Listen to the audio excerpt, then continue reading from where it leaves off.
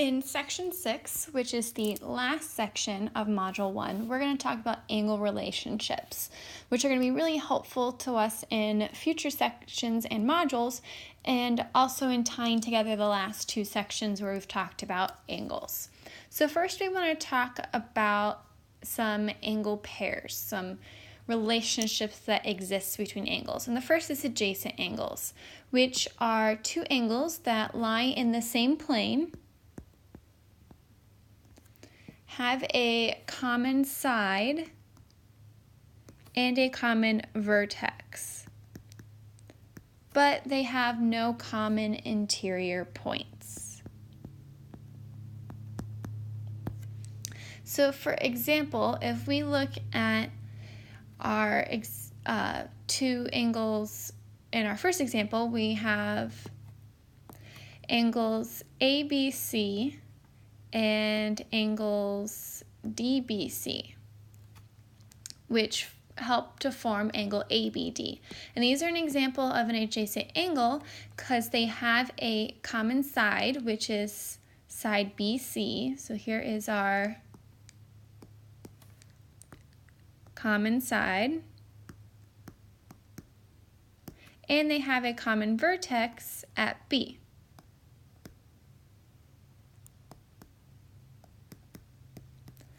But there are no interior points between those angles that they have in common.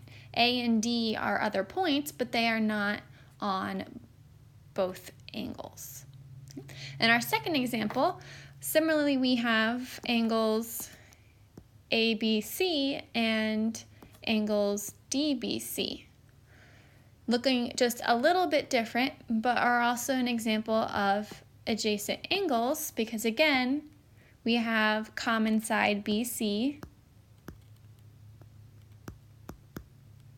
and common vertex B.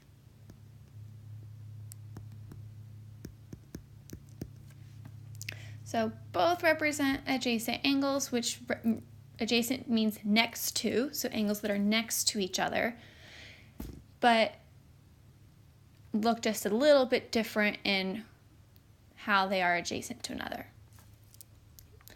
Next, we want to take a look at vertical angles, which are defined as two non-adjacent angles formed by two intersecting lines.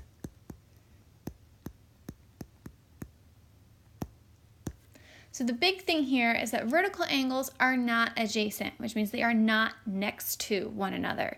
If you want to think about it, vertical angles are opposite one another, if you will. So in our example of vertical angles, it would be angles AED and BEC. Those are vertical, they're across from each other. But we also have a second pair of vertical angles, which are angles AEB and angles DEC. So we actually have two pairs of angles that end up being vertical when we have two intersecting lines.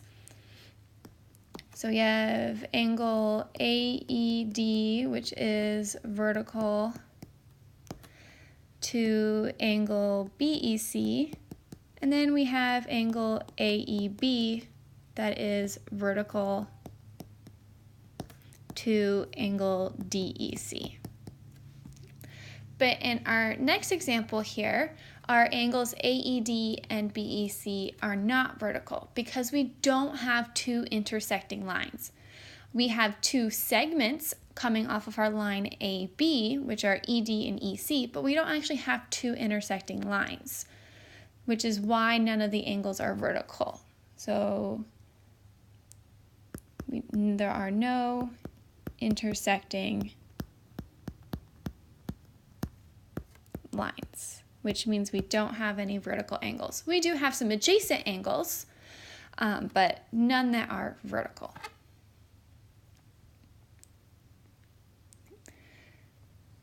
Next, we want to talk about a linear pair.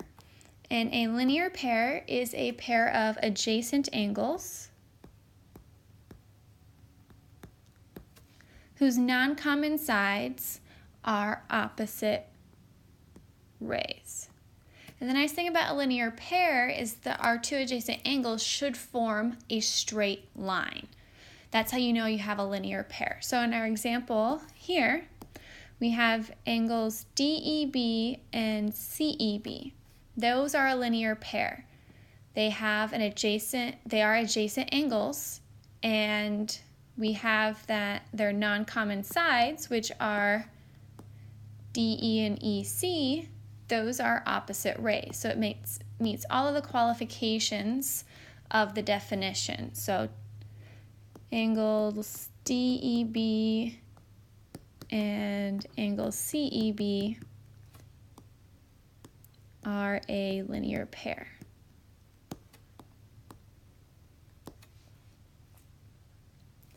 Our non-example still contains angles DEB and CEB, and they are adjacent angles, but their non-common sides are not opposite rays. So that's where we don't meet the definition. So here, DE and EC are not opposite rays. So we can say that ED and EC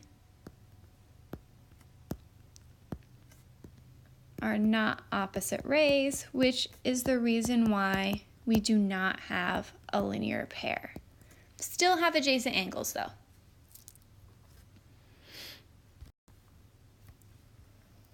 So let's look at an example. So we want to name an angle pair that satisfies each condition. So first we want two angles that form a linear pair. And there are quite a few examples in here that we can use. But let's first start by finding two lines.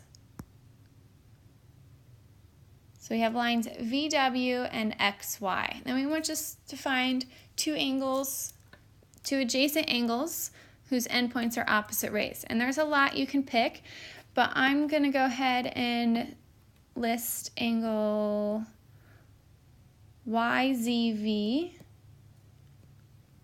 and angle XZV. Those two angles they're adjacent, they are next to each other, and ZY and ZX are opposite rays. We want two acute vertical angles.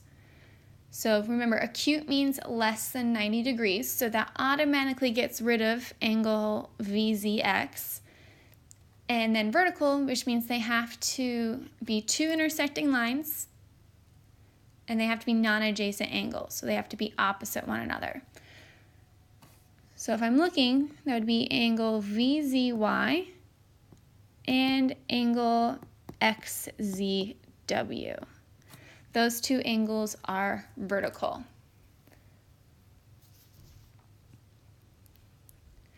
Next, we want to find an angle supplementary to angle VZX. Now, we haven't talked about supplementary angles yet, but to give you a little heads up, supplementary means the two angles add to 180 degrees, which also means that they're going to be a linear pair, which is also something I'm going to talk about shortly.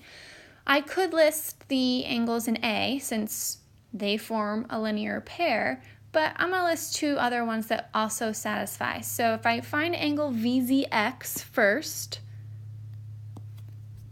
so VZX, a second angle, supplementary angles also have to be adjacent, that would add to 180, other than angle YZV would be angle XZW. So I'm going to use angle XZW because 115 degrees plus 65 degrees gives us 180. Next, we want two acute adjacent angles. So again, acute means less than 90, adjacent means next to. There's two pairs of angles that satisfy this condition. So I'm just going to use a pair of angles we haven't used yet. So angle YZT and angle TZW, which measure 50 and 65 degrees, which is acute, and they are next to one another. So now let's talk about another type of angle relationship, which are angles that add to a specific degree. So first we have complementary angles. Those are two angles whose measures have a sum of 90 degrees. So for example, let's draw a picture here. I have a right angle. You can draw a second angle inside of it. Label our angles 1 and 2. So angles 1 and 2 are complementary. So I can say the measure of angle 1 plus the measure of angle 2 is going to equal 90 degrees. Next we have supplementary angles, which as I just mentioned are two angles whose measures have a sum of 180 degrees. And just to also give you another piece of information, linear pairs are always supplementary angles. They should always add to 180 degrees. So if I draw a straight line, since those have measures of 180 degrees, then I can pick any point along here to give me two angles. I have angle 1 and angle 2. So because they are supplementary angles, the measure of angle 1 plus the measure of angle 2 is going to equal 180 degrees.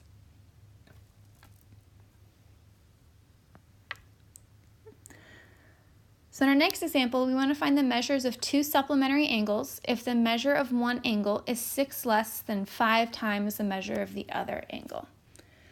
So let's start with just defining our two angles. Let's suppose we have angle 1 and angle 2. Let's suppose angle 1 has a measure of x. Don't know what it is, it's summed over x. Our second angle is 6 less than 5 times the measure of angle 1.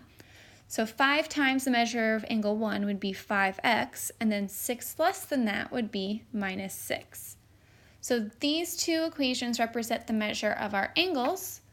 Now I want to figure out what x is so I know their measure. So remember, supplementary angles add to 180. So we have x plus 5x minus 6 is going to equal 180. Combining like terms, x plus 5x is going to give us 6x minus 6 equals 180. Next we're going to add 6. So we get 6x equals 186. Then we want to divide by 6. So that gives us that x equals 31. So now that I know x, I can find the measures of angles 1 and 2. Well, angle 1 was just x, which means it has a measure. So the measure of angle 1 is going to be 31 degrees. And the measure of angle 2 was 5x minus 6, which means I need to do 5 times 31, which is 155, then subtract 6, which gives us the measure of angle 2 as 149 degrees. And then just to make sure, if I add 149 plus 31, I do get 180 degrees, so they are supplementary.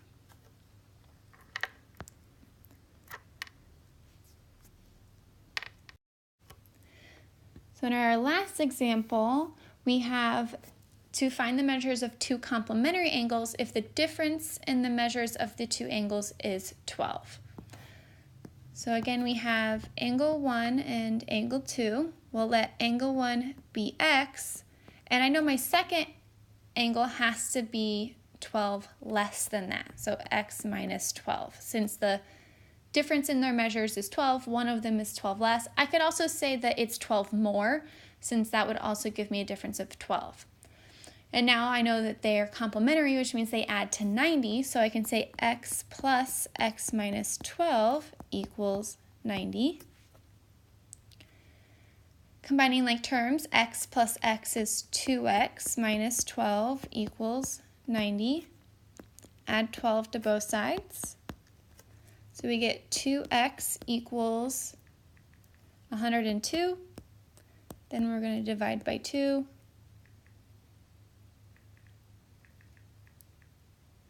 and we get that x equals 51.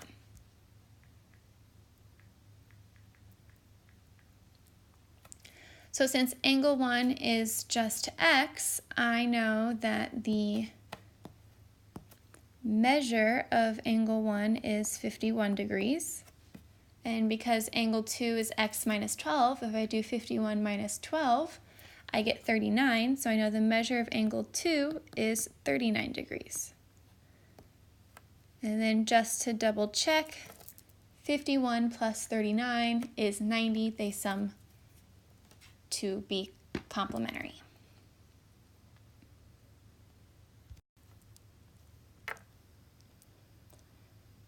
Next, we're going to talk about perpendicular lines. And perpendicular lines are lines that form right angles. So lines that form right angles are perpendicular.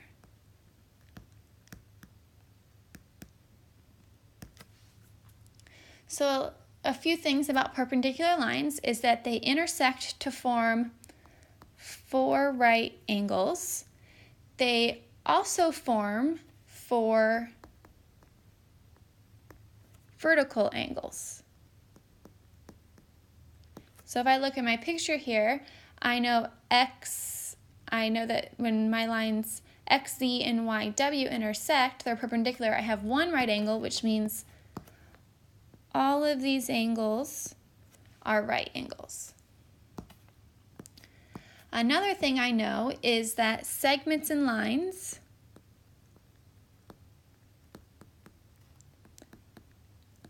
can be perpendicular to lines or to other line segments and rays. So they don't have to necessarily only be perpendicular to each other. And then the right angle symbol in the figure indicates that the lines are perpendicular.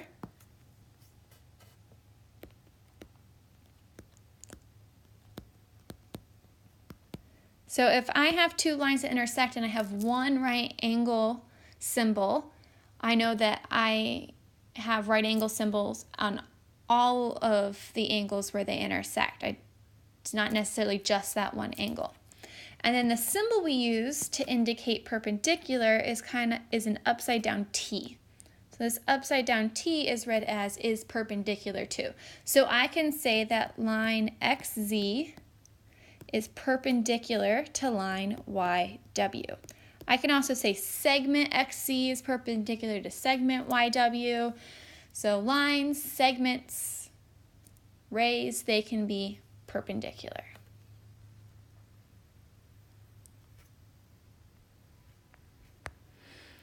So let's do some examples where we use this rule. So I want to find X so that KO is perpendicular to HM. So let's identify where those lines are in our picture. So here is line KO, and here is line HM.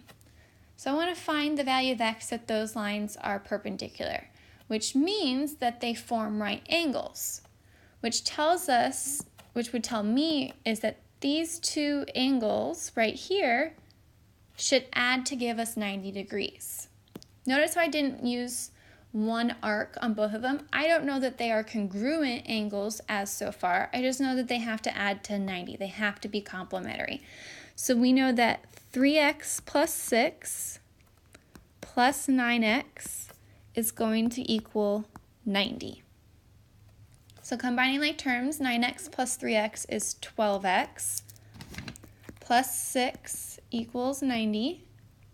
We're going to subtract 6 from both sides, so we get 12x equals 84, divide by 12, and we get that x equals 7. So if x is 7, I get values of angles that when I add them together, I get 90, making my lines KO and HM perpendicular. In our next example, we want to find values of X and Y so that BE and AD are perpendicular. So we have BE and AD. It doesn't really matter which variable you choose to solve for first. It's not as though one of them depends on the other. So let's just go ahead and solve for Y. which is the measure of angle AFE, so I know that 12y minus 10 has to equal 90 degrees. So add 10, we get 12y equals 100, divide by 12, and 100 is not divisible by 12. You're going to get 8.3 repeating, so 8.33 repeating. Or you can leave it as a fraction, which would be 25 over 3. As long as you put the bar over the 3 representing that it's going to be a repeating decimal, I'm fine. I would prefer you leave it as the fraction 25/3. So next we want to solve for x. So we have two angles. We have BFC and CFD. So those two angles are going to give us angle BFD, which if our two lines are perpendicular, they're going to add to give us 90. So we know 6x plus 3x equals 90. 6x plus 3x gives us 9x. Divided by 9, and we're going to get that x equals 10. So for x equals 10 or y equals 25/3, those are the values that would make those two lines perpendicular, giving us 4 right angles. So let's talk about some statements that can be assumed or not based on all of the definitions we talked about so far in this module. Starting off with all points shown are coplanar. We haven't really talked about different planes, and since we don't have another plane drawn, we can assume that all of these points are going to fall in the same plane. P is between L and Q. So if we look at the segment involving P, L, and Q, if I look, QP plus PL does make up my segment QL, so I can assume that it is between those 2 points. Next, we want to know if we can assume that PN is congruent to PL. So if we look, PN is right here, and segment PL is right here. We don't know their lengths of those segments. We can't assume pictures are drawn to scale. So since we have no information about that image, anything being congruent, I can't make this assumption. There's no tick marks indicating that they're congruent segments. I'm not given the lengths of either segment, so I cannot make that assumption. Next, we want to look to see if angle QPO and angle OPL are supplementary. So let's find our angles. So angle QPO and angle OPL. So for two angles to be supplementary, they have to be adjacent, which these two are, and their non-adjacent sides have to be opposite rays. And because we know P is between L and Q, we know PQ and PL are opposite rays. So yes, these two angles are supplementary. Next, we want to know if PN is perpendicular to PM. So we find PN, we find segment PM. Can we assume they're perpendicular? Well, I don't have a statement saying they are. I don't know anything about any angle measures given, so I can't actually make that assumption. Just because they may look perpendicular, I can't assume that they are. Next, we want to know if LP and Q are collinear. Well, they all fall on the same line, so the answer would be yes. Next, we want to look to see if angle QPO is congruent to angle LPM.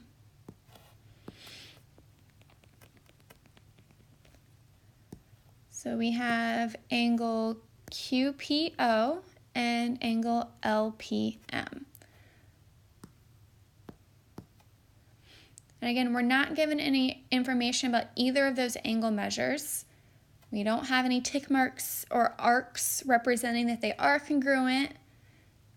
They are not vertical angles, so the answer is no. We cannot assume that they are congruent. Segment PQ is congruent to segment PO.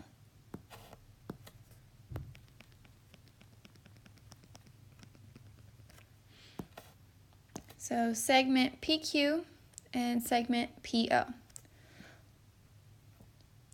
Again, I'm not given any information about either of their lengths. There's no indication that they are, so the answer is no. I cannot assume that they are. Next, we want to look at LP and PQ. So LP and PQ.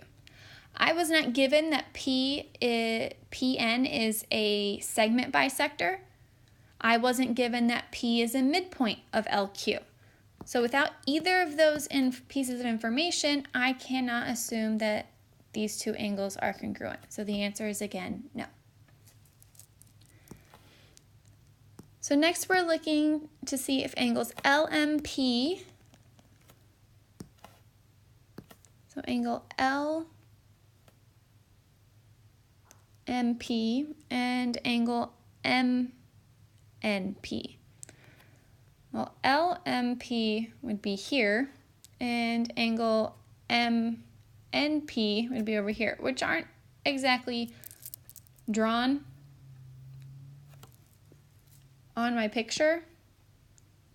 And if we remember, the definition of adjacent angles is they have to have a common side and a common vertex, which neither of these angles have, which means they are not adjacent. So the answer would be no. Next, we're looking at angle LPN and angle NPQ being a linear pair. They are adjacent angles. Their non-adjacent sides are opposite rays, so the answer would be yes. Next, we want to know if angle OPN is congruent to angle LPM. So angle OPN is this angle, angle LPM is here. And again, no information about angle measures, no arcs representing their congruent. I cannot make that assumption, so the answer would be no. Lastly, I want to know if rays PM, PN, PO, and LQ intersect at point P. So let's go ahead, draw those segments, or rays and lines, I should say.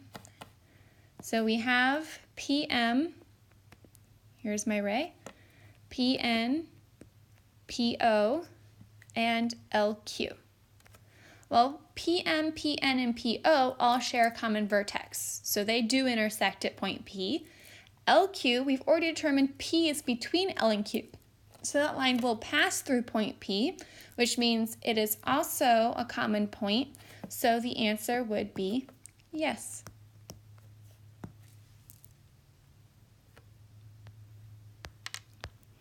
In our last example, we're going to determine whether each statement can be assumed from the figure below and explain our answer if we can. So we want to know if the measure of angle VYT is 90 degrees. So let's identify angle VYT, so VYT.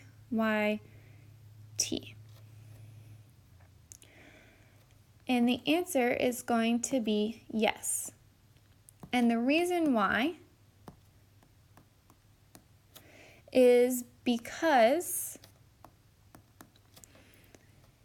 we know that lines XT is perpendicular to line, or to ray, YV. Because it is indicated in our picture that angle XYV is a right angle, which means we can't have a line perpendicular to a ray, so we know line XY is perpendicular to our ray YV, meaning that our angle VYT is also 90 degrees. Next, we're looking to see if angle TYW, so TYW, and angle TYU are supplementary. And the answer is yes. The reason would be because angles TYW and angle TYU are a linear pair. And we did discuss that linear pairs are always supplementary, and they are adjacent to each other, which means they are a linear pair. Lastly, we want to know if angle VYW and angle TYS are complementary. So if we identify our angles, so angle VYW and angle TYS.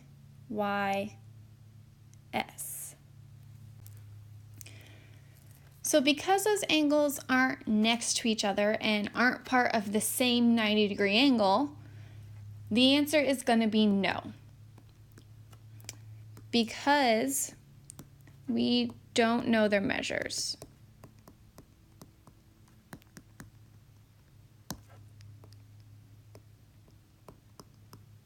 If we knew the measures of those two angles, they could add up to 90 degrees, but without knowing for sure, even though they're angles that make up other 90-degree angles, we can't know for certain that those two specific angles are going to add to give us 90 degrees.